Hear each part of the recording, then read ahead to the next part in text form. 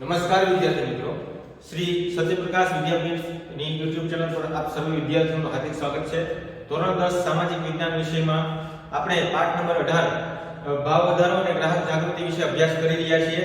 ત્યારે આપણે ભાવ જે છે એને નિયંત્રણમાં લાવવાના ઉપાયો જે છે જેની અંદર આપણે નાણાકીય પગલાં, રાજકોષીય પગલાં જેવી બાબતો વિશે સમજી ગયા છીએ। ત્યારે આગળ આપણે જોઈએ તો આપણો નેક્સ્ટ પોઈન્ટ જે જૂમ લેક્ચરમાં સમજ્યા પછીનો જે પોઈન્ટ બાકી હતો આપણે ત્યાંથી આપણે ચાલુ કરીએ તો ગ્રાહક જાગૃતિ। જાગો ગ્રાહક જાગો, બરાબર છે। તો ગ્રાહકે જાગૃત બનવાનું છે એવી વાત અહીંયા કરવામાં આવશે, બરાબર છે। તો કઈ બાબતે જાગૃત રહેવાનું છે અને બનવાનું છે એના વિશે આપણે માહિતી જે છે મેળવીશું। તો આપણે ગ્રાહક જાગૃતિથી જે પોઈન્ટ બાકી જે છે ત્યાંથી આપણે શરૂઆત કરીએ તો આપણે જોઈએ કે ભાઈ આજે દરેક વ્યક્તિ જે છે ને કોઈને કોઈ બાબતની વાત કરીએ તો એ ગ્રાહક હોય છે કોઈને કોઈ રીતે, બરાબર છે। દરેક વ્યક્તિ કંઈક ને કંઈક વસ્તુ તો ખરીદવા નીકળતો તો ગ્રાહક કહેવાય। તો બજારમાં સામાન જે છે બજારમાં સમાન લક્ષણો વાળી અને અનેક બ્રાન્ડની અસંખ્ય વસ્તુઓ જે છે મળતી હોય છે। લક્ષણો કેવા હોય? વસ્તુના સમાન હોય અને બ્રાન્ડ જે છે એ કેટલી છે તો કે અસંખ્ય, બરાબર છે। એ વસ્તુઓ મળતી હોય, વસ્તુની વિવિધતા અને વિકલ્પો વાળી અનેક ઉપયોગ વાળી વસ્તુઓ અંગે અભણ અને અજાગૃત ગ્રાહકોને સંપૂર્ણ જ્ઞાન કે જાણકારી હોતી નથી। તો કે ભાઈ જે વસ્તુની વિવિધતા છે એના વિકલ્પો છે અનેક ઉપયોગ વાળી વસ્તુઓ હોય તો એ અભણ હોય, જે વ્યક્તિ જે નિરક્ષર છે કે જેને કોઈ જ્ઞાન નથી, બરાબર છે। અને અજાગૃત ગ્રાહક છે, બરાબર, સંપૂર્ણ જ્ઞાન કે જાણકારી નથી હોતી એને, તો ઉત્પાદક અને ગ્રાહક વચ્ચે અનેક વચેટિયાઓ જે હોય ને, જે ઉત્પાદન કરે છે અને ગ્રાહક જે ખરીદનાર છે એની વચ્ચેના વચેટિયા જે કહેવાય એ હોવાથી ગ્રાહકોનું વિવિધ રીતે શોષણ જે છે થવા લાગ્યું છે આજના સમયે, બરાબર છે। તો આપણે જોઈએ કે ભાઈ ગ્રાહક જે વસ્તુ, માલ કે સેવા નાણાં કે અવેજના બદલામાં ખરીદે, ગ્રાહક જે વસ્તુ, માલ કે નાણાં કે અવેજના બદલામાં ખરીદે તે નિશ્ચિત ગુણવત્તા, વજન, વાજબી કિંમતે મેળવી શકે તેવી વ્યવસ્થાને ગ્રાહક સુરક્ષા કહેવાય, બરાબર। ગ્રાહક સુરક્ષા કોને કહેવાય? કે ગ્રાહક વસ્તુ જે કઈ ખરીદે છે કે કઈ સેવા ખરીદે છે નાણાં કે અવેજના બદલામાં, એ નાણાં આપીને, બરાબર છે, કે અવેજ કે નાણાંની બદલે બીજી કોઈ વસ્તુ આપીને ખરીદતો હોય તો તે નિશ્ચિત ગુણવત્તાવાળી વસ્તુ છે કે નહીં, એનું વજન જે છે એ યોગ્ય છે કે નહીં, એ વાજબી કિંમતે મેળવી શકે છે કે નહીં, તો એવી વ્યવસ્થા જે આપણે શું કહેવાય ગ્રાહક સુરક્ષા કહે છે। એ ગ્રાહકની સુરક્ષા, ગ્રાહક સુરક્ષા એ ગ્રાહક જાગૃતિની ઝુંબેશ છે। ગ્રાહકમાં જાગૃતિ આવે માટે ગ્રાહક સુરક્ષા જે છે એ લાવવામાં આવે છે। ગ્રાહક જાગૃતિ અંગે અમેરિકામાં છે ને રાલ્ફના ડર એ વ્યક્તિએ ગ્રાહકવાદની ચળવળ ઉપાડેલી, બરાબર છે। એ એક વ્યક્તિ જે છે કે જેને ગ્રાહકવાદની ચળવળ ઉપાડેલી હતી, રાલ્ફના ડર નામનો વ્યક્તિ અમેરિકાની અંદરમાં, તેથી તેને ગ્રાહક આંદોલનના જન્મદાતા કહેવામાં આવે છે, યાદ રાખજો મિત્રો, બરાબર છે। ગ્રાહક જાગૃતિ અંગે ગ્રાહકવાદની ચળવળ એ કોણે ઉપાડી? અમેરિકામાં રાલ્ફના ડરે, બરાબર છે, તેને ગ્રાહક આંદોલનના જન્મદાતા કહેવામાં આવે છે। તો ગ્રાહકનું જુદી જુદી રીતે વિવિધ પ્રકારે શોષણ થતું હોય છે અને આપણે માહિતી મેળવીએ તો કે ઉત્પાદકો હોય ને જે ઉત્પાદન કરે છે ચીજ વસ્તુનું, અને વેપારીઓ હોય એના દ્વારા જે ગ્રાહકોનું વિવિધ રીતે શોષણ થતું હોય છે, જે વેપાર કરતા હોય વેપારીઓ, તો જે આપણે બાબત જોવાની તો ગ્રાહકને પેકિંગ પર લખા કરતા ઓછું વજન આપીને, પેકિંગ ઉપર લખ્યું હોય 500 ગ્રામ અને પેકિંગની અંદર હોય 450 ગ્રામ, આવું ઓછું વજન આપીને અથવા તો હલકી કે ખામીયુક્ત અથવા તો નકલી વસ્તુ કે માલ કે સેવા એ પૂરી પાડીને છાપેલી કિંમત કરતા વધુ કિંમત વસૂલ કરીને ગ્રાહકના આરોગ્ય સાથે ચેડા કરીને, જોખમ થાય ગ્રાહકને એવું કામ કરીને કે હાનિ થાય એવું કામ કરીને ભેળસેળવાળી વસ્તુઓ પૂરી પાડીને વેચાણ પછીની સેવાઓ એ અસંતોષકારક રીતે પૂરી પાડીને નિર્ધારિત શરતો, જે નક્કી કરવામાં આવેલ શરતો છે એ અથવા તો માપદંડ જે નક્કી કરાયેલો છે મુજબ બાંધકામ કે ચીજ વસ્તુઓ કે સેવા પૂરી ન પાડીને વીજળી બેંક, વીમો, ટેલિફોન કે દાપ્તરી સેવા ખામીયુક્ત કે સેવામાં બેદરકારી દાખવીને ગ્રાહક સાથે દુર્વ્યવહાર કરવામાં આવતો હોય, માનહાનિ થાય એવા વિક્રેતા કે વેપારી દ્વારા વ્યવહાર થાય, ઘણી બધી લોભામણી, લલચામણી, ભ્રામક જાહેરાતો આપીને વસ્તુની સાચી પસંદગીમાં ગ્રાહકની સાથે છેતરપિંડી કરવામાં આવે, બરાબર છે, એના કારણે વેચાણની રીત રસમો અપનાવીને ગ્રાહકને શારીરિક રીતે, માનસિક રીતે નુકસાન ભોગવવું પડે એવી રીતે નકલી માલ સામાન જે છે એ વેચીને તથા કૃત્રિમ અછત ઊભી કરીને અમુક માહિતી પૂરી પાડી ગ્રાહકનું શોષણ થાય છે. મિત્રો તમે અહીંયા જોયું કે કેટલી રીતે ગ્રાહકનું શોષણ જે છે એ કરવામાં આવી રહ્યું છે, કેટલી રીતે, બરાબર છે. તમે જોઈ શકો કેટલી બાબતોનો અહીંયા ઉલ્લેખ કર્યો. એટલી બાબતો જે છે જ્યારે આપણે વસ્તુ ખરીદવા જઈએ ને ત્યારે ધ્યાન રાખવી જોઈએ, બરાબર છે. આપણે ઘરે ગેસનું સિલિન્ડર આવે છે ને એનું પણ વજન કરી લેવું જોઈએ, બરાબર છે. એની અંદર પણ વ્યક્તિઓ જે છે એ ગેસના સિલિન્ડરમાંથી ગેસ જે છે કાઢી લે છે, બરાબર છે. તો કેટલી રીતે લોકોનું શોષણ કરવામાં આવે છે, એટલે ખાસ ધ્યાન રાખો. કેટલી નકલી વસ્તુઓ આપણે એ વેચી દે છે અને આપણે ખરીદી લઈએ છીએ ભાવ દઈને, બરાબર છે. અને આપણે ખરેખર આપણા શરીરને પણ એ વસ્તુઓ નુકસાનકારક એવી વસ્તુઓ વેચે છે લોકો, વેપારીઓ, બરાબર છે. તો ખાસ એ બાબત જે છે ધ્યાન રાખવું જોઈએ. ગ્રાહકનું ખરેખર શોષણ થાય છે. તમે જે પ્રકારે રૂપિયા ચૂકવો છો વસ્તુના, એ પ્રકારની વસ્તુ તમને મળતી નથી, બરાબર છે.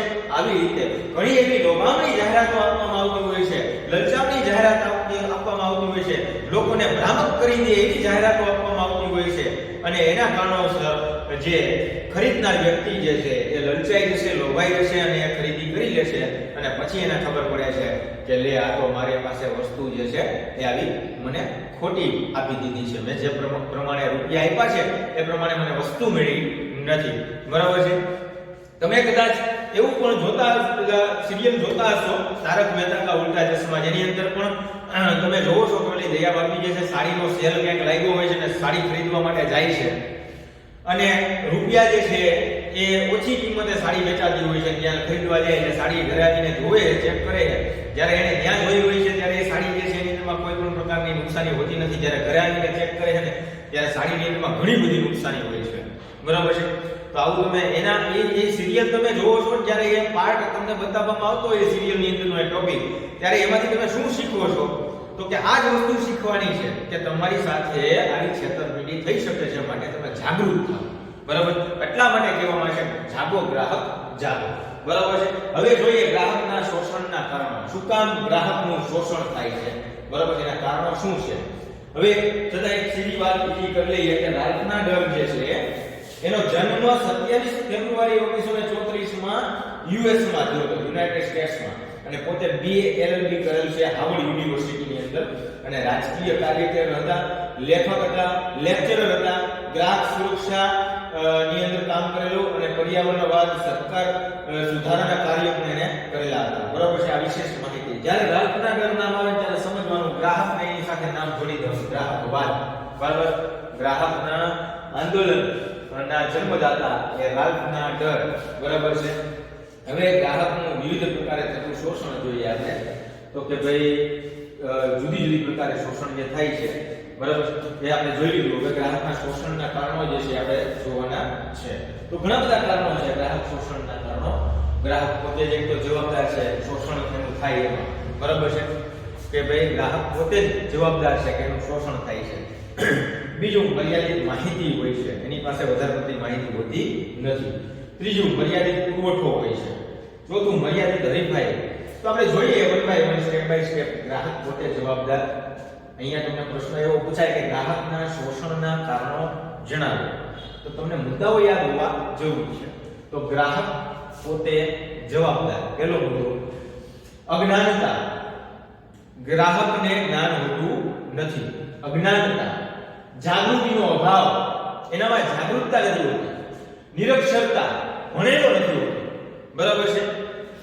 સંગઠિત થઈને વિરોધ પ્રદર્શિત કરતા નથી, એ કરવાની વૃત્તિ નથી હોતી લોકોમાં, બરાબર છે. અભાવ જોવા મળે છે. થયેલ નુકસાન કે શોષણ સામે કાનૂની રાહે એ લડત આપવાની તૈયારી અને વૃત્તિનો અભાવ હોય છે અને તે સંબંધી યોગ્ય જાણકારીનો અભાવ હોય છે. એટલે વેપારીઓ કે ઉત્પાદકો કે યોજકો દ્વારા, બરાબર છે, યોજક એટલે યોજના કરનાર, એના દ્વારા ગ્રાહકોનું જુદી જુદી રીતે વિવિધ પ્રકારે શોષણ કરવામાં આવે છે અને એમનો એક ગેરલાભ ઉઠાવવામાં આવી રહ્યો છે. કોનો? ગ્રાહકનો. શું જોયું આપણે? તો કે ગ્રાહકમાં અજ્ઞાનતા હોય, જાગૃતિનો અભાવ હોય, જાગૃતતા ન હોય, નિરક્ષરતા હોય, ભણેલ ન હોય, સંગઠિત થઈને એકઠા થઈને વિરોધ કરવાની ભાવના ન હોય, બરાબર છે, એ પ્રદર્શિત ન કરતો હોય, એનો વૃત્તિમાં અભાવ જોવા મળતો હોય. દાખલા તરીકે મારી સાથે છેતરપિંડી થઈ તો હું એકબીજા બધાને વાત કરીને ભેગા થઈ અને એનો વિરોધ કરવાની જે છે મારામાં અભાવ વૃત્તિ હોય કે ચલો ભાઈ જે થયું એ મને જે વસ્તુઓ જે મળી છે એટલે બરાબર છે કે ભાઈ ખામીયુક્ત તો હું ચલાવી લઈશ, ચાલો જવા દો, છોડો, બીજી વાર હવે ધ્યાન રાખશું. પણ ખરેખર ત્યારે જ એનો વિરોધ કરવો જોઈએ અને આ અભાવ જોવા મળે છે. જે નુકસાન થયું છે, જે શોષણ થયું છે, એની સામે હું કાનૂની પગલાં જે છે વ્યક્તિ વિરુદ્ધ લેતો નથી. મારામાં એ લડત આપવાની તૈયારી હોતી નથી. એ વૃત્તિનો મારામાં અભાવ જોવા મળે અને એ સંબંધી મને યોગ્ય જાણકારી પણ ન હોય, બરાબર. એટલા માટે જ વેપારીઓ હોય, યોજકો હોય કે ગ્રાહક, બરાબર છે, એનું વિવિધ ગ્રાહકોનું વિવિધ પ્રકારે શોષણ જે છે કરવામાં આવતું હોય છે અને એમનો ગેરલાભ ઉઠાવવામાં આવે છે. બીજી બાબત જોઈએ આપણે, મર્યાદિત માહિતી. હવે જીવનની અંદર આપણે વાત કરીએ, જીવનની અંદર આપણને બધી જ વસ્તુઓ પ્રત્યે બધી જ માહિતી હોય એવું શક્ય બનતું નથી. જેનું જેવું ક્ષેત્ર, તમે મને શિક્ષણ ક્ષેત્રની વાત કરશો તો મને બધી માહિતી હશે, બરાબર છે. કોઈ એસી વેચનાર વ્યક્તિ છે તો એને એસી ની માહિતી બધી હશે, બરાબર છે. કોઈ ઇલેક્ટ્રિક વસ્તુનો વેપારી હશે તો એને ઇલેક્ટ્રિક વસ્તુની ઇલેક્ટ્રિક ક્ષેત્ર સાથે જોડાયેલ એની માહિતી હશે, એટલે એ ક્ષેત્રતો નથી. પણ જે વ્યક્તિ બીજો જ આખો બિઝનેસ કરે છે અને વસ્તુ જે ખરીદવાની છે એની પાસે એની માહિતી હોતી નથી. માહિતી કેવી હોય છે? માત્ર મર્યાદિત હોતી હોય છે. તો મૂડીવાદી અર્થતંત્રમાં ઉપભોક્તાવાદી એટલે કે જે વસ્તુનો ભોગ કરે છે, બરાબર છે, ખરીદનાર, તો એની વિચારસરણી ધરાવતા નિર્માતા અને વિક્રેતા કોઈ પણ ચીજ વસ્તુ કે સેવા ગમે તેટલા જથ્થામાં ઉત્પાદન અને વેચાણ કરવા માટે સ્વતંત્ર છે. ઉત્પાદન કરનાર, વિક્રેતા, વેચનાર, બરાબર છે, તો એ ગમે એટલા જથ્થાનું ઉત્પાદન કરી શકે અને વેચાણ પણ કરી શકે એના માટે સ્વતંત્ર છે. એના ઉત્પાદનના માપદંડો, ભાવ અને ગુણવત્તા નિયમન અંગે કોઈ ખાસ નિયમો નથી અને જ્યાં છે ત્યાં કડકપણે નિયમોનું પાલન થતું નથી. આવી પરિસ્થિતિમાં ગ્રાહકને ચીજવસ્તુના ઉપયોગ સંબંધમાં સાચી જાણકારી હોવી જરૂરી છે, બરાબર. જે ચીજવસ્તુ આપણે ખરીદવા જઈ રહ્યા છીએ એની આપણને માહિતી પૂરેપૂરી હોવી જોઈએ. માહિતી કે જ્ઞાનનો અભાવ હોય, વસ્તુના વપરાશ સંબંધી યોગ્ય તાલીમ ન મળવાના કારણોસર, ગુણવત્તાની જાળવણી અને ઉપયોગની રીત અને વેચાણ પછીની સેવાઓ શું છે. દાખલા તરીકે વેચાણ પછીની સેવા એટલે શું અહીંયા સમજવાનું? મેં ટીવી ની ખરીદી કરી, મને 1 વર્ષની વોરંટી આપે, બરાબર. બજારની અંદરમાં બીજા વિક્રેતાઓ હોય ને 2 વર્ષની વોરંટી આપતા હોય, પણ પેલો ભાઈ મને છેતરે એમ જ કહે કે 1 વર્ષની વોરંટી હોય, બરાબર. ખરેખર એને ઉપરથી 2 વર્ષની વોરંટી આપવાનું કીધું હોય, પણ એ વિક્રેતા જે છે મારી સાથે છેતરપિંડી કરે. હું બજારમાં બીજી જગ્યાએ પૂછવા જાઉં તો મને ખબર પડવાની છે કે 2 વર્ષની વોરંટી આપે છે ભાઈ, 1 વર્ષની નથી, બરાબર છે. તો ત્યાં મારી પાસે માહિતી નથી, એટલા માટે હું 1 વર્ષ વાળી વોરંટી વાળું પણ ટીવી જે છે ને ખરીદી લઈશ, બરાબર છે. પણ મારે ખરેખર બીજી 5 દુકાને ફરીને પૂછવું જોઈએ કે ભાઈ આની અંદરમાં શું સ્કીમ છે, કઈ રીતના આપો છો તમે, બરાબર છે. આ ટીવી જે છે મને વેચાણ કરો છો એની અંદરમાં કઈ કઈ મને સુવિધાઓ પ્રોવાઈડ કરશો, બરાબર. તો આ જે છે એ વેચાણ પછીની સેવા કહેવાય. વોરંટી કે ગેરંટી જેવી માહિતીનો અર્થઘટન બાબતે ખરીદી વખતે ગ્રાહકને છે પૂરેપૂરો માહિતગાર કરાતો નથી હોતો, બરાબર. એટલે આપણે ખરેખર બધી માહિતી પૂછી લેવી જોઈએ. દાખલા તરીકે તમે બાઇક ખરીદવા ગયા હો ને તો બાઇકનો પણ તમને એની અંદર વીમો જે છે ઉતારવાનો હોય. તો હવે અલગ અલગ કંપની, વીમા કંપનીઓ ઘણા બધા વીમા ઉતારે છે, બરાબર છે, કે ભાઈ તમે મારી કંપનીમાંથી વીમો ઉતારો. આઈસીઆઈસીઆઈ વાળા છે, એનડીએફસી વાળા છે, કે પછી પરફેક્ટ ઓટો વાળા છે, કે પછી કેટલા બધા એવા વીમા કંપની વાળા છે કે જે વીમો ઉતારવા માટે થઈને ગ્રાહકોને જે સુવિધાઓ પૂરી પાડે છે. તો ત્યાં જઈને એને પૂછવું જોઈએ કે તમે આ વીમો, સપોઝ માની લો કે ગાડી ભટકાણી, તૂટી ગઈ, તો એમાં કઈ કઈ વસ્તુઓ વસ્તુઓ માટે કેટલા રૂપિયા તમે અમને આપશો જણાવો. તો ઘણી જગ્યાએ એવું હોય કે ભાઈ ફાઈબરની વસ્તુઓ હોય ને તો એમાં એમ કહેતા હોય કે એની અંદરમાં અમે 50% રિટર્ન આપશું અને એમાં બાકીનો જે ખર્ચ થાય એ 50% તમારે ઉમેરવાનો રહેશે. ગાડી અથડાણી, એક્સિડન્ટ થયું, કોઈ વસ્તુ તૂટી, બરાબર છે, તો તમે જે પ્રીમિયમ ભર્યું છે એ પ્રીમિયમ પ્રમાણે અમે અમારી કંપની એટલા ટકા વળતર આપે છે. તો દરેક જગ્યાએ વળતર જે છે એ પૂછી લેવું જોઈએ કે કેટલા ટકા વળતર કઈ વસ્તુઓમાં કેટલું મળશે, પછી આપણે વીમા કંપની જે છે એની ચોઈસ કરવી જોઈએ. તો આ આપણાની અંદરમાં છે ને અજ્ઞાનતા હોય છે, માહિતી હોતી નથી. તો ગ્રાહકને અહીંયા છે ને પાછો પૂરેપૂરો માહિતગાર કરવામાં આવતો નથી. ગ્રાહક પૂછે, જાણતો હોય તો જ એને માહિતી મળે, પણ આપણે કાંઈ પૂછતા જ નથી. આપણે ગમે ત્યારે ઝડપથી કામ કેમ પતે, જઈને તરત એમ કહી દે ચલો ભાઈ વીમો ઉતરાવવાનો છે ગાડીનો. ઓકે, કેટલા વર્ષ જૂનું મોડલ છે તો કેટલા વર્ષ જૂનું મોડલ છે એના આધારે વીમા કંપની વાળો જે છે આપણે વીમો કહી દે ભાઈ એટલા રૂપિયા તમારે ભરવા પડશે, 1500 રૂપિયા, 2000 રૂપિયા, 1800 રૂપિયા. આપણે ભરી દે, વીમો નીકળી ગયો, બરોબર છે, કાકડિયા લઈને હાલતા થઈ ગયા સીધા. અંદરની સૂચનાઓ કાંઈ વાંચતા નથી, કોઈ માહિતી લેતા નથી કે કોની અંદર કેટલો વીમો જે છે સ્પેર પાર્ટ્સમાં તમે આપવાના છો, આવી કોઈ માહિતી લેતા નથી. અને એ પણ લોકો જે છે આપણે માહિતગાર નથી કરતા, બરાબર છે, નથી પૂછતા. એટલા માટે ખરેખર પૂછવું જોઈએ. કોઈ પણ ચીજ વસ્તુ તમે ખરીદો તો આ મર્યાદિત માહિતી મળવાના કારણે ગ્રાહક છે ને સાચી ખરીદીમાં સમજદારીના અભાવે ભૂલ કરી બેસે છે. આવી રીતના મર્યાદિત માહિતી હોવાના કારણોસર પણ શોષણનો ભોગ બને છે. ત્રીજી બાબત જોઈએ આપણે, મર્યાદિત પુરવઠો. જ્યારે વસ્તુ કે સેવાની માંગની સામે પૂરતી માત્રામાં તેનો પુરવઠો ન હોય, બરાબર છે, જ્યારે વસ્તુ કે સેવાની માંગ, બરાબર છે, આપણે વસ્તુઓ ખરીદીએ છીએ, સેવા લઈએ છીએ, તો એ માંગની સામે પૂરતી માત્રામાં તેનો પુરવઠો નથી હોતો ત્યારે કૃત્રિમ અછત સર્જાય, બરાબર છે. આ વેપારી છે ને, ઉત્પાદકો છે, એના દ્વારા સંગ્રહ કરી કરવામાં આવે, સટ્ટાખોરી કરવામાં આવે, એ આચરીને કે કુદરતી આફતો જેવા પરિબળોથી અછત ઊભી થાય છે, ગ્રાહક પાસેથી આવી પરિસ્થિતિમાં શું કરે, વધુ ભાવ લે, બરાબર છે, મેળવીને ગેરલાભ ઉઠાવે. બજારમાં વસ્તુનો અપૂરતો પુરવઠો પણ ગ્રાહકના શોષણમાં નિમિત્ત બનતો હોય છે, ત્યારે પણ ગ્રાહકનું શોષણ થાય છે. ચોથી બાબત જોઈએ આપણે, મર્યાદિત હરીફાઈ. હરીફાઈ જે છે મર્યાદિત છે, બરાબર છે. જ્યારે કોઈ એક જ ઉત્પાદક છે, ઉત્પાદક સમૂહ એક જ ઉત્પાદક હોય કે પછી ઉત્પાદક સમૂહ એ કોઈ વસ્તુ કે સેવાના ઉત્પાદનમાં અને વહેંચણીમાં પોતાનો એકાધિકાર ભોગવતો હોય. દાખલા તરીકે જીન્સના પેન્ટ હું એક જ વેચાણ કરું રાજકોટમાં, બીજો કોઈ વેચતો જ નથી, બરાબર છે, અને કોઈ જીન્સના પેન્ટ મને જે પ્રોવાઈડ કરે છે, બહાર વિદેશથી મંગાવું છું, એને મેં ચોખ્ખી ના પાડી છે કે ભાઈ એક પણ બીજા વ્યક્તિને આ જીન્સના પેન્ટ જે છે પ્રોવાઈડ કરતો નહીં, બરાબર છે, તને હું કિંમત આપી દઈશ. તો હું મને એક જ રાજકોટમાં પ્રોવાઈડ કરે એટલે આખા રાજકોટમાં જીન્સના પેન્ટ કોની પાસે મળશે, તો કે મારી પાસે મળશે. એટલે હું મારી મનની ગણતરીએ જેટલા રૂપિયા માંગીશ એટલા રૂપિયા હું વેચી શકીશ અને ગ્રાહકોએ રૂપિયા દેશે અને હું ગ્રાહકનું શોષણ કરીશ, આવી રીતના. એટલે જ્યારે વ્યક્તિ જે છે ઉત્પાદક અને વિક્રેતા, વેપારી જે છે ટૂંકમાં એ વહેંચણીમાં પોતાનો એકાધિકાર ભોગવે છે, ત્યારે ઉત્પાદકો આવી મર્યાદિત કે ઇજારાશાહી વાળી બજારમાં અન્ય વિકલ્પોના અભાવે ગ્રાહકનું વિવિધ પ્રકારે શોષણ થાય છે. ખામીયુક્ત સેવા અને હલકો માલ સામાન પણ પધરાવી દે છે, આપી દે છે ગ્રાહકોને, અને આવી રીતના શોષણ કરે છે. હવે આપણે આમાં વાત કરીએ છીએ ભાઈ છેલ્લો ભાઈ ગ્રાહક સુરક્ષા ક્ષેત્રે ગ્રાહક જાગૃતિ, બરાબર છે. તો એ મુદ્દામાં આપણે વાત જે છે નેક્સ્ટ લેક્ચરની અંદર અભ્યાસ કરીશું. એટલે સુધી રાખીએ છીએ કે ગ્રાહકનું વિવિધ પ્રકારે થતું શોષણ, બરાબર, તો એ પ્રકારો જે છે ખાસ તમારે વાંચી લેવા જોઈએ. એ ચારે પોઈન્ટ તમે યાદ રાખી લેજો, બરાબર છે, પાકા કરી લેજો. અને વાંચન ખૂબ જરૂરી છે. નવમાસિક પરીક્ષાનું હમણાં ટૂંક સમયની અંદરમાં આયોજન થશે, તમને બધી જ પૂરતી માહિતી જે છે આપવામાં આવશે, જેની અંદર આપણે છમાસિક પરીક્ષામાં જેટલા પાઠ જે છે લીધા હતા એ જ પાઠ નવમાસિક પરીક્ષામાં પણ આવશે.